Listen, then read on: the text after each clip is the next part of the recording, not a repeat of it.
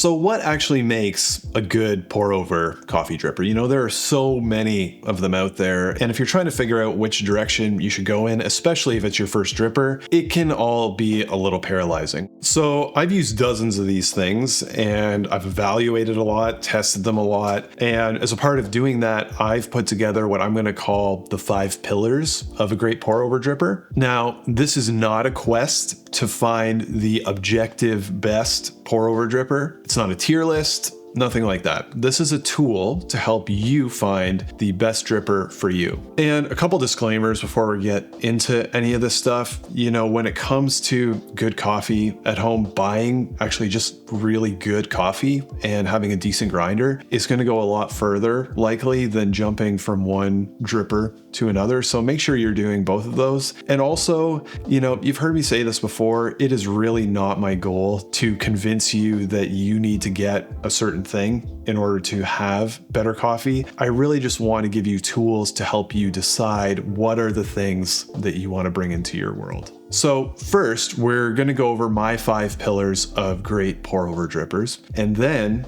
I'm actually going to score each of these drippers here in front of me. Now, one thing that is not a pillar is actually the price of a dripper. And my thinking on that is that a more expensive dripper doesn't necessarily equate to a better pour over dripper. You know, you can get a very affordable pour over dripper that performs extremely well, and drippers that may be nearly identical but a lot more expensive aren't going to offer you any performance gains. Likewise, just because a dripper is cheap doesn't necessarily make it the best, you know? So the 5 pillars, what are they?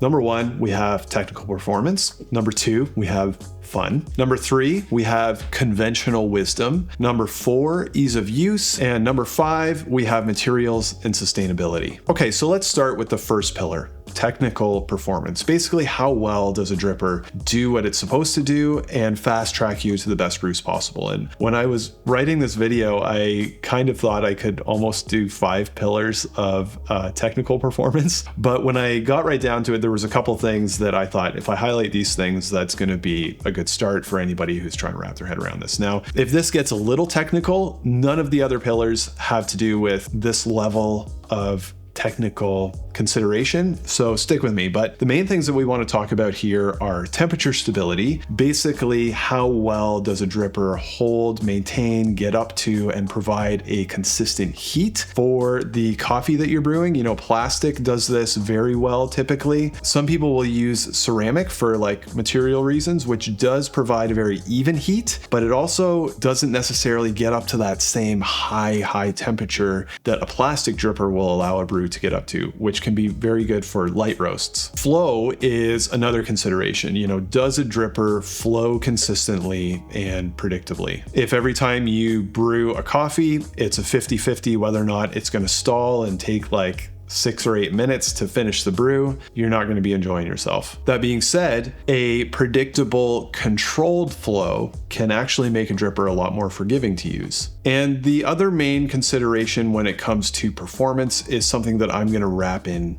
concept called geometry. For the most part, you can divide drippers into conical drippers that are shaped like this and flat bottom drippers that are more shaped like this. Typically, conical drippers are known for more flavor clarity and a lighter body, kind of a crisp acidity. And flat bottom drippers are known for their more complex, sweet, and forgiving brews. Now, you also have, when it comes to geometry, something called bypass, whether or not a dripper is designed to force all the water through the coffee grounds, or if it will let some out around the sides to kind of drip down. That's not necessarily a positive or a negative. It's just kind of a differentiation with the way the geometry and the filters work together. Now, the truth is that you can massage each of these drippers to produce different types of cups depending on what coffee you're using, what grinder you're using across a given spectrum. So don't lock into the thinking that a certain dripper is only going to give you a specific type of cup. Okay, pillar number 2. fun. Now, while it's important that a dripper functionally performs well, you also want to enjoy using it. I use something called the night before test, and that is if you go to bed excited about making your cup of coffee the next day with whatever it is that you have going on, chances are that your dripper is going to have a pretty good score in the fun pillar. Also kind of in this category is wow factor. So, you know, when you look at a dripper, its presence as an object, is it nice to look at? Is it aesthetic? Does it make people, you know, ooh and ah when you pull it out? Do you like the process of using it? All that is going to go in the fun category. And just to give you permission, if you already have a dripper and you're like, I know there's some things about this dripper, I just like using it, it is totally fine to pick up or keep using a dripper just because it ranks highly in this category. Okay,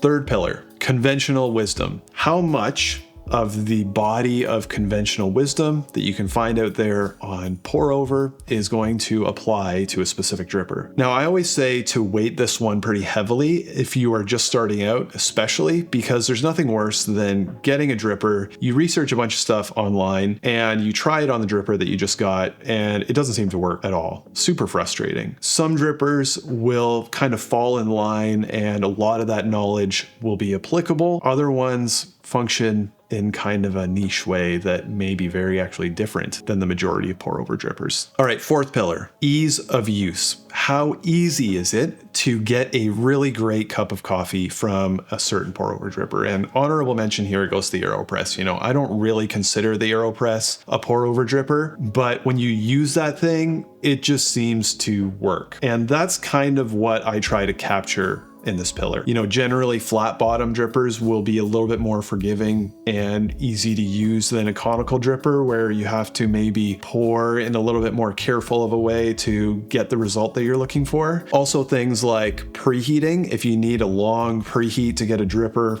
up to temperature, or, you know, if there's a complicated workflow, that would all cause a little bit of a down ranking in this pillar. And finally, the fifth pillar is materials and sustainability. And this is something that is just important to Sarah and I. We consider it a little bit more with each passing year. And when we're making new purchases of stuff, we ask questions like, where was this thing made? Are the people that are making this thing being paid a living wage and able to live comfortably? Or could they be living in poverty? You know, we wouldn't want that for sure. Also, where are the raw materials in this thing sourced from? We always try and find that out if that information is available. What is the packaging like? What kind of filters does it use? Is it a proprietary filter that we would need to order from overseas? Or does it use a widely available filter that we could get from our local coffee shop? Plastic is something that we actually talk about more and more. And as time goes on, we're trying to minimize the use of plastics when it comes to things like cooking and coffee making. Now, that being said, plastic is a top performer when it comes to, you know,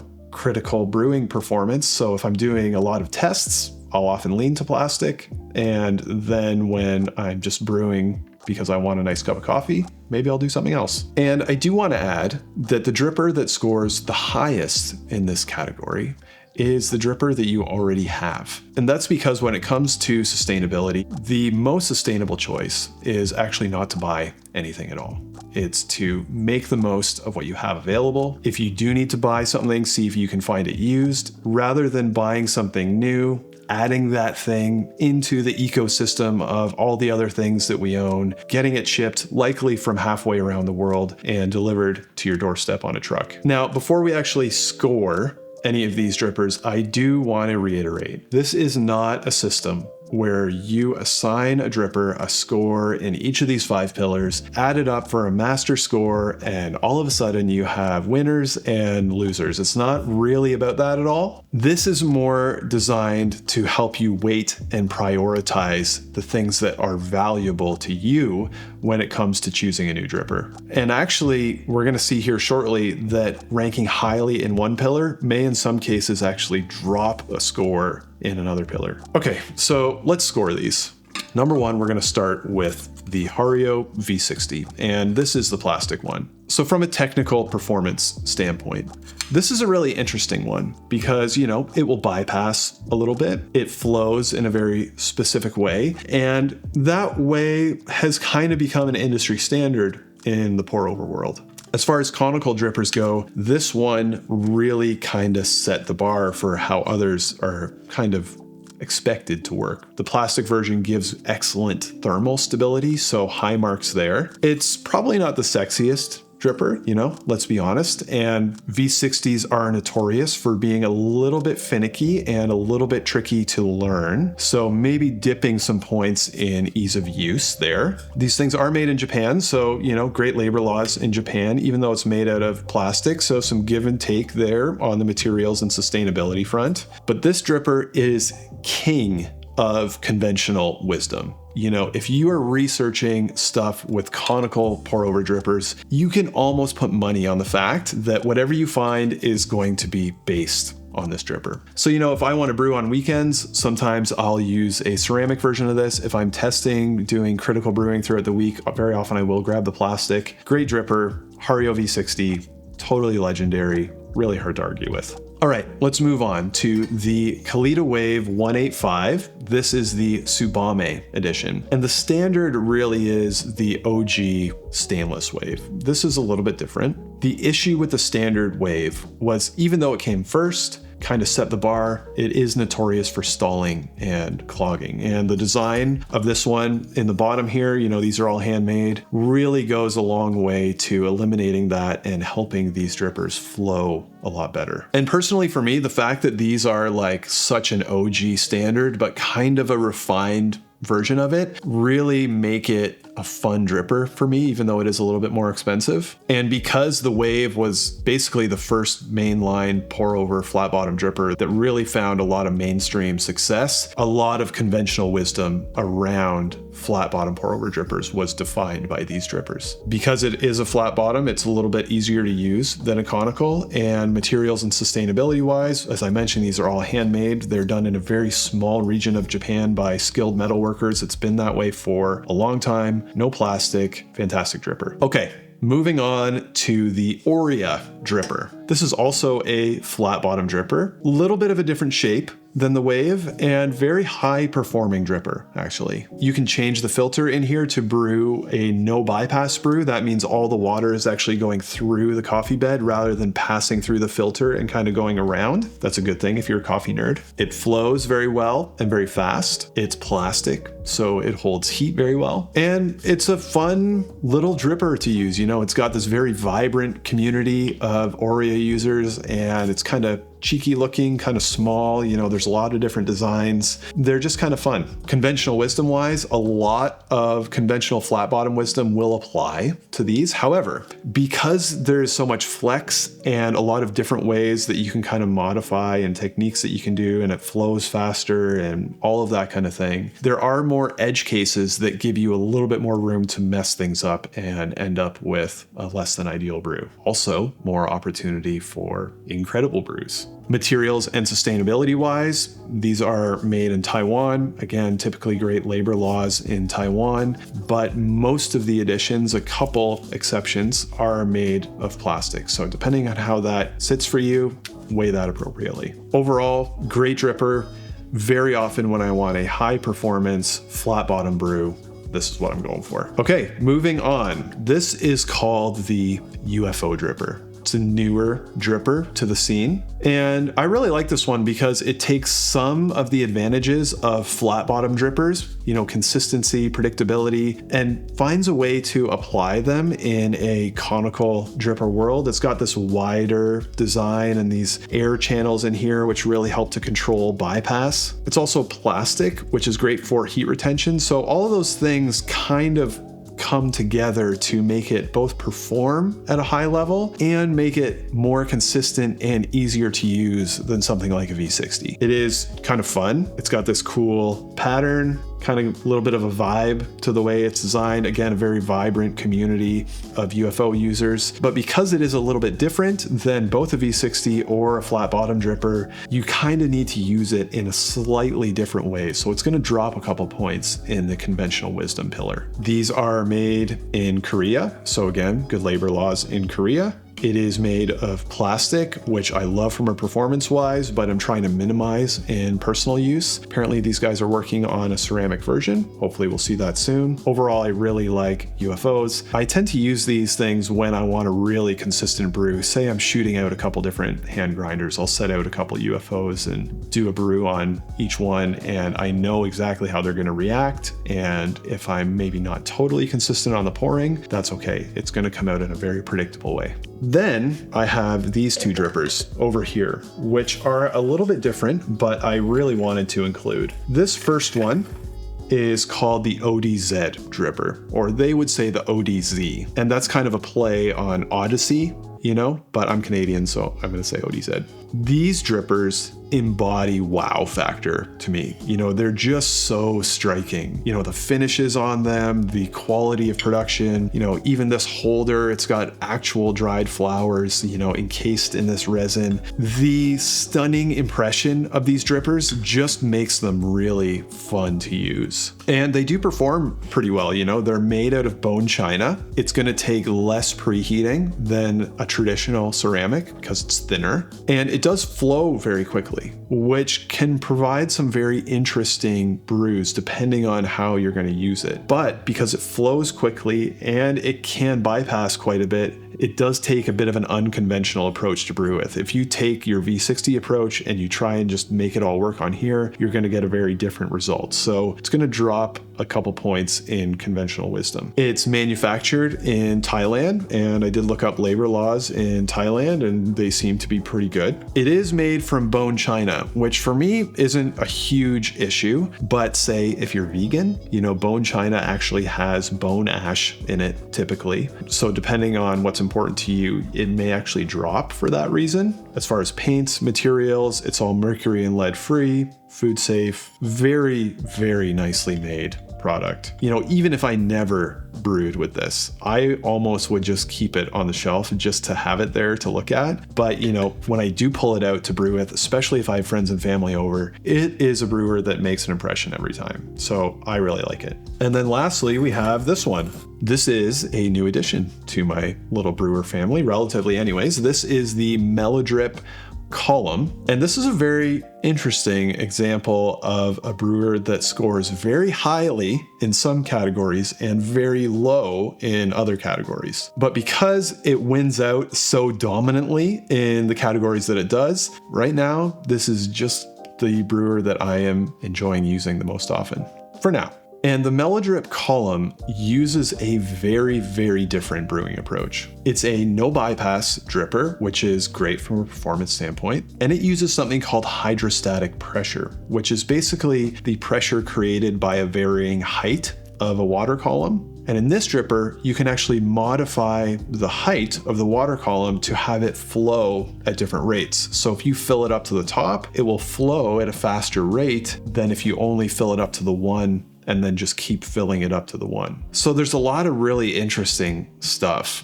that you can do with this to tweak and experiment. You know, the founder of Melodrip really embodies this sense of curiosity when it comes to coffee brewing, and I just love how that is exemplified in this dripper. It's almost like anything goes, you know, no rules, it's fun, you can try whatever you want and see what kind of result you get. It's about discovery, and that makes it very fun. Now I am going to do a full review of the column, so stay tuned for that. But because it does have that very different brewing approach, that can make it a little intimidating to wrap your head around. You know, there's a lot of different recipes that they provide, which is great because you can try all kinds of different stuff, but it also can be a little bit intimidating at first. And for me, you know, this sat on my shelf for a little while before I actually started using it. And then once I did, I found out that it was actually a lot easier to use than I expected. Very organic. You don't really even need to follow the recipes. You can just kind of surf organically the flow by adjusting the height and, you know, be tweaking your other variables on the side and end up with great high extraction coffee. Conventional wisdom wise, I didn't give out very many ones in this list, but this definitely gets a 1 because it's so different.